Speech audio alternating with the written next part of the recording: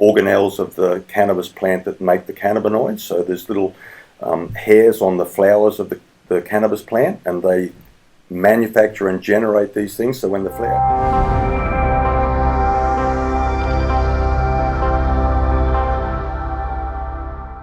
Terpenes are generated in the plant on a similar pathway to where the cannabinoids, they come from a similar starting material within the plant. The plant actually has, it's like a Meccano set, it's building these different chemicals in the actual plant. The raw materials are very similar. The plant makes these different terpenes, and it's what you smell when you smell a cannabis plant. It's the terpenes that you smell.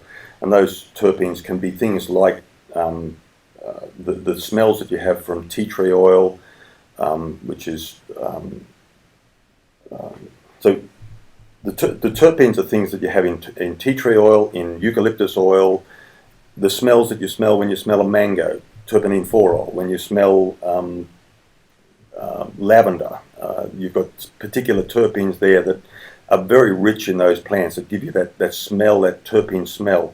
Those are the chemicals that are extracted in these different plants. They're manufactured by the plant in the same organelles of the cannabis plant that make the cannabinoids. So there's little hairs on the flowers of the cannabis plant, and they manufacture and generate these things. So when the flowers are in full bloom, when the flowers are going flat out, you're making lots and lots of cannabinoids, and you're making lots and lots of terpenoids. And so they're generated in the same part of the plant at the same time, in the same way, from the same starting materials. They're just different.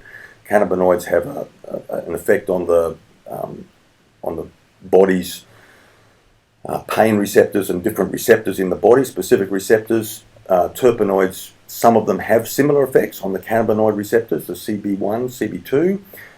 Other ones don't have such an effect, but they seem to interact with the cannabinoids, the CBD, the THC, the other ones, in a entourage effect way that they synergistically increase the efficacy of the plant cannabinoid.